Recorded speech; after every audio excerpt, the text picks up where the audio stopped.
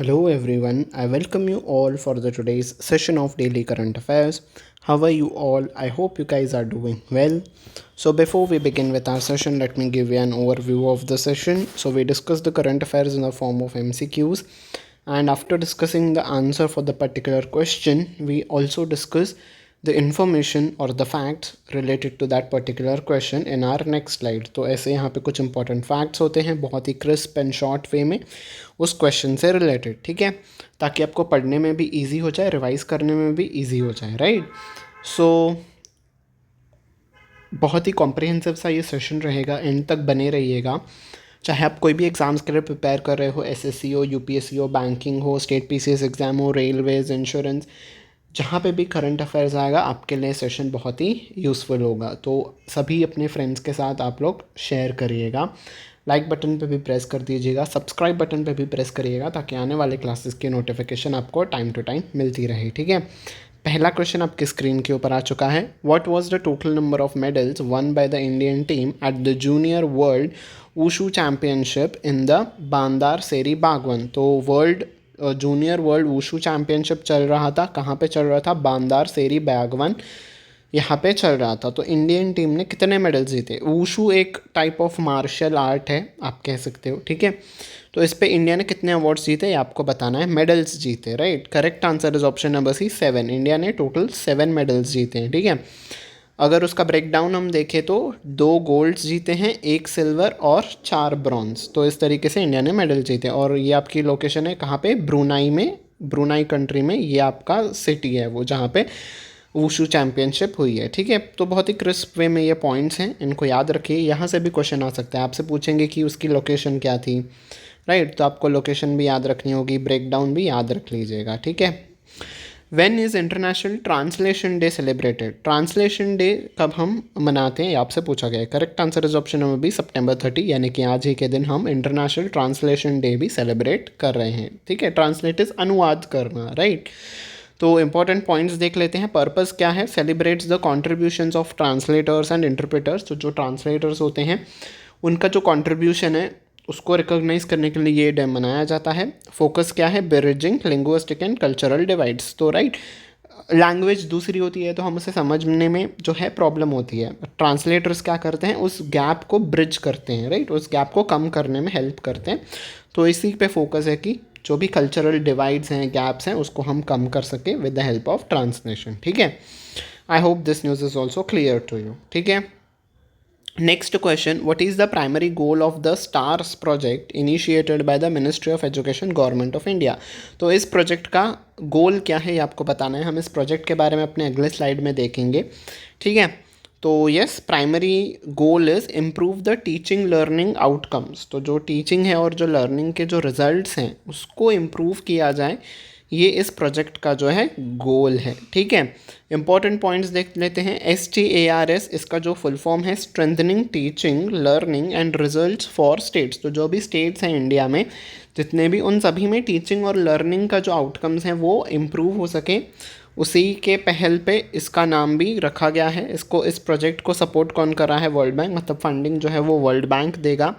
Objective क्या है इस पूरे प्रोजेक्ट का? Betterment of schools in India. तो स्कूल्स में जो भी पढ़ाया जाता है, जो टीचिंग दी जाती है, स्टूडेंट्स का एक्सपीरियंस अच्छा हो, ये मोटिव से जो है इस प्रोजेक्ट को स्टार्ट किया गया है, ठीक है। और इसी के तहत एक इवेंट भी ऑर्गेनाइज किया गया जिसका नाम है नेशनल नॉलेज शेयरिंग वर्कशॉप। एक वर्कशॉप भी हुआ, कहाँ पे हुआ? भोपाल में, और ये 2 दिन तक चलेगा, ठीक है जी। I hope this news is clear to you all, ठीक है। नेक्स्ट क्वेश्चन की तरफ चलते हैं। How much did foreign portfolio investors invest in the Indian equity markets in September? तो फाइनेंस से रिलेटेड न्यूज़ है। तो फॉरेन पोर्टफोलियो इन्वेस्टर्स ने इंडिया के इक्विटी मार्केट्स, शेयर मार्केट्स में कितना इन्वेस्ट किया सितंबर के महीने में, आपसे पूछा गया है। Correct answer is option number B, 57,359 crore rupees, ठीक है। तो इम्पॉर्टेंट पॉइंट्स देख लेते हैं। इतना इन्वेस्टमेंट रहा सितंबर के महीने में, रहा ये हाईएस्ट इन्फ्लक्स है। इन्फ्लक्स इज इनफ्लो, तो पिछले 9 महीनों में ये सबसे हाईएस्ट है। इसका इम्पैक्ट क्या हुआ? हमारे इंडियन मार्केट्स जो हैं, इक्विटी मार्केट्स, वो और ज़्यादा स्ट्रेंथन हो सके, ठीक है जी। अगले क्वेश्चन की तरफ चलते हैं। तो ये आपका न्यूज़ है, इसको मैंने क्वेश्चन के फॉर्मेट में फ्रेम नहीं किया है। आपकी ये न्यूज़ जो प्रधानमंत्री मोदी जी ने महाराष्ट्र का उनका दौरा रहा उसके ऊपर ये न्यूज़ है। स्टेट पीसीएस एग्ज़ाम्स जो भी अटेम्प्ट करेंगे महाराष्ट्र के एस्पिरेंट्स, उनके लिए जो है ये न्यूज़ इम्पॉर्टेंट हो जाएगी। तो उन्होंने जो प्रोजेक्ट्स का अनावरण किया उसका टोटल कॉस्ट कितना था, 11,200 करोड़ रुपीज़ था। क्या कुछ उन्होंने इनाग्रेट किया, पुणे का मेट्रो स्टेशन का एक सेक्शन जो है उसको भी इन्होंने जो है उसकी आधारशिला रखी थी। और फोकस क्या था, urban development, ease of living. तो जहाँ पे भी इन्होंने ये प्रोजेक्ट्स की शुरुआत की है वहाँ पे अर्बन शहरों में बेसिकली ये जो था इनका प्रोजेक्ट्स सभी अर्बन सेक्टर से रिलेटेड थे और वहाँ पे ईज़ ऑफ लिविंग भी लोगों को हो पाए, तो उसके फोकस से भी इस प्रोजेक्ट्स को लॉन्च किया गया है। और पुणे मेट्रो स्टेशन का इन्होंने उद्घाटन किया। और क्या कुछ किया, revamp of Solapur airport to enhance the connectivity and boost tourism. तो सोलापुर एयरपोर्ट पे भी जो है रिवैम्प किया, ठीक है, इम्प्रूवमेंट्स रेनोवेशन किया होगा, राइट। और इन्होंने क्या इनाग्रेट किया, inauguration of Bidkin industrial area to attract investment and create jobs. तो बिटकिन इंडस्ट्रियल एरिया का भी उद्घाटन किया। तो मोदी जी का दौरा क्या कुछ उन्होंने किया, पुणे मेट्रो स्टेशन के एक सेक्शन की आधारशिला रखी, सोलापुर एयरपोर्ट को रिवैम्प किया और बिटकिन इंडस्ट्रियल एरिया को जो है उस पर इनाग्रेशन किया, राइट। टोटल कॉस्ट था 11,200 करोड़ रुपीज़, ठीक है जी। Next, what is the theme for this year's world heart day. World heart day हमने कब मनाया है, 29 सितंबर, कल हमने मना लिया था। तो उसका जो है थीम क्या था ये आपको बताना है। Correct answer is option number B, use heart for action, ठीक है। तो ये थीम आप याद रखिएगा। इसके रिलेटेड इंपॉर्टेंट फैक्ट्स को जान लेते हैं। पर्पस क्या है इस डे को मनाने का, to raise the awareness about cardiovascular diseases. तो जो भी हार्ट से रिलेटेड, कार्डियोवास्कुलरिस, हार्ट से रिलेटेड जो भी डिसीजेस हैं उसके बारे में अवेयरनेस क्रिएट करना ही इस डे को मनाने का जो है पर्पज़ है। और फोकस इस बार प्रमोट हार्ट हेल्थ पे फोकस करना था इस बार। थीम तो ये थी, हमने पढ़ लिया है, ठीक है। Next, what is the primary purpose of NASA and SpaceX crew 9 mission launched from Florida. तो फ्लोरिडा से नासा और स्पेसएक्स ने जो क्रू 9 मिशन है उसको लॉन्च किया, उसका मेन पर्पस क्या है आपको बताना है। Correct answer is option number B, to bring back the stranded astronauts. Stranded is जो फंसे हुए हैं। तो इंटरनेशनल स्पेस स्टेशन में 2 एस्ट्रोनॉट्स फंसे हुए हैं बिकॉज जब वो गए थे तो जिस एयरक्राफ्ट से वो वापस आने वाले थे उसमें कुछ टेक्निकल फॉल्ट हो गया था। तो अब जो है इन्होंने क्रू 9 करके मिशन लॉन्च किया है जिसके तहत अब किन 2 एस्ट्रोनॉट्स को वापस लेके आएंगे इंटरनेशनल स्पेस स्टेशन से। सुनीता विलियम्स, ये इंडियन ओरिजिन एस्ट्रोनॉट है, और दूसरे एस्ट्रोनॉट का नाम है बच विल्मोरे, ठीक है। तो ये दोनों एस्ट्रोनॉट्स वापस आएंगे, ठीक है। मिशन का नाम हमने देख लिया, क्रू 9 था, फ्लोरिडा यूनाइटेड स्टेट से ये उड़ान भरेगा। और कई महीनों से जो है ये वहाँ पे फंसे हुए थे इंटरनेशनल स्पेस स्टेशन में। रीज़न जो ये जिस स्पेसक्राफ्ट से गए थे, बोइंग का स्टारलाइनर एयरक्राफ्ट था, उसमें टेक्निकल फॉल्ट आ गया था, ठीक है। 8 डेज़ का ये मिशन था पर ये कई महीनों तक फंस गए इंटरनेशनल स्पेस स्टेशन में, राइट। बोइंग स्टारलाइनर में ये गए थे, इसमें टेक्निकल फॉल्ट के वजह से ये वहीं पे फंस गए, ठीक है। तो आपसे क्वेश्चन पूछा जाएगा कि जो एस्ट्रोनॉट्स फंस गए थे, सुनीता विलियम्स और बच विल्मोरे, उनको किस मिशन के तहत वापस धरती पे वापस जो है लेके आए हम लोग। तो मिशन का नाम है क्रू 9, ठीक है। Okay, next, which prestigious award will Mithun Chakraborty receive at the 70th national film award ceremony next month. तो next month 70th national film awards होंगे, तो उसमें मिथुन चक्रवर्ती को कौन सा अवार्ड दिया जाएगा ये आपको बताना है। Correct answer is option number B, Dada Saheb Phalke award से इनको सम्मानित किया जाएगा, ठीक है जी।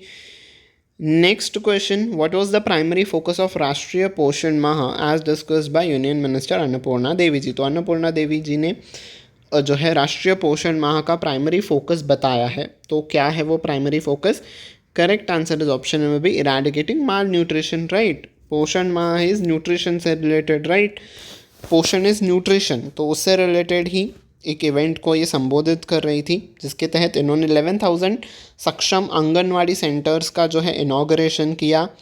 और इसी पे ही पोषण भी, पढ़ाई भी, इस भी इनिशिएटिव का जो है इन्होंने अवेयरनेस क्रिएट की। Over 11 crore activities recorded under पोषण मूवमेंट। तो ये जो पूरा महीना चला पोषण माह, उसमें 11 करोड़ एक्टिविटीज़ की गई। ठीक है, अब बस याद रखना कि अन्नपूर्णा देवी जी जो वुमेन एंड चाइल्ड वेलफेयर के मंत्रालय को संभालती हैं, उन्होंने 11,000 सक्षम आंगनवाड़ी सेंटर्स का जो है वो उद्घाटन किया। ठीक है जी।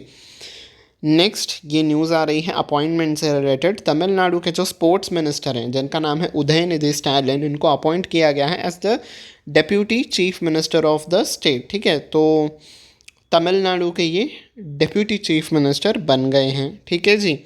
In addition to his existing role overseeing the sports ministry, ये स्पोर्ट्स मिनिस्टर भी हैं। Udhayanidhi has been allotted the portfolio of planning and development. तो इनको प्लानिंग एंड डेवलपमेंट का भी अतिरिक्त जो है मिनिस्ट्री संभालने के लिए दिया गया है। ठीक है, तो ये डेप्यूटी चीफ मिनिस्टर भी हैं, स्पोर्ट्स मिनिस्टर भी हैं और प्लानिंग एंड डेवलपमेंट मिनिस्टर भी ये संभालेंगे। ठीक है जी। Next, what is the primary role of colonel Vikrant Parashar in the JNK police. तो JNK पुलिस में कर्नल विक्रांत पार्शर जी को किस पोजीशन पे जो है वो अपॉइंट किया गया है? Correct answer is option number B, senior superintendent of police training and special operations के लिए इनको अपॉइंट किया गया है। ऐसा पहली बार हुआ है कि किसी मिलिट्री के पर्सनल को सुपरिटेंडेंट ऑफ पुलिस के पोस्ट पे जो है JNK ने अपॉइंट किया हो। ठीक है, तो इनका बैकग्राउंड देख लेते हैं। ये पैरा रेजिमेंट में बिलोंग करते हैं और इनकी करंट पोस्टिंग जो है वो armies high altitude warfare school इन गुलमर्ग कश्मीर में।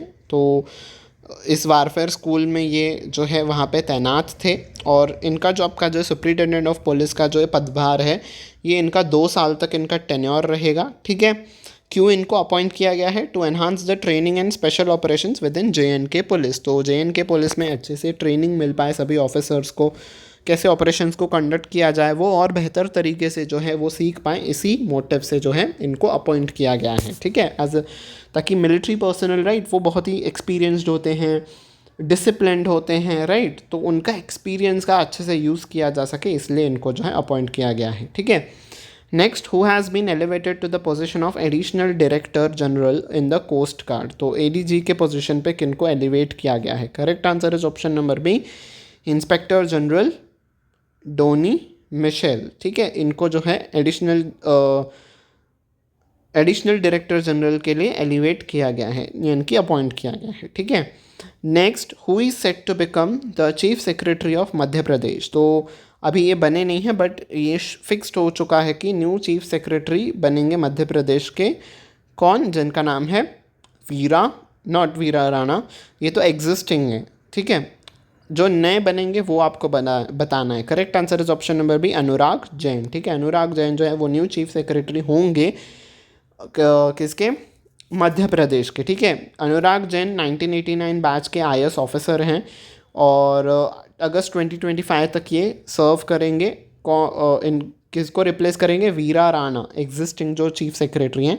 इनका टेन्योर सितंबर 30 यानी कि आज ही के दिन है, तो आज के दिन इनका टेन्योर ख़त्म हो जाएगा। फिर Anurag Jain new chief secretary होंगे मध्य प्रदेश के। ठीक है, मैंने स्टेट की न्यूज़ इसलिए इंक्लूड की है ताकि जो स्टेट PCS एग्ज़ाम देंगे बच्चे एस्पिरेंट्स, उनको भी जो है इस सेशन से पूरा का पूरा फ़ायदा मिल सके। ठीक है, नेशनल न्यूज़ के साथ यहाँ पे स्टेट न्यूज़ भी कवर होती है, स्पोर्ट्स न्यूज़ भी कवर होती है, सभी न्यूज़ को हम कवर करते हैं। ठीक है, so thank you very much मेरे साथ यहाँ तक इस सेशन में बने रहने के लिए। I hope you have like the session. If you have liked it, don't forget to hit on the like button, also don't forget to share it with your friends और सब्सक्राइब बटन पे press कर देना, bell icon पे भी press कर देना ताकि आने वाले क्लासेस की नोटिफिकेशन आपको टाइम टू टाइम मिलती रहे। On this note I take your leave until we meet next time. Take very good care of yourself. Bye bye everyone.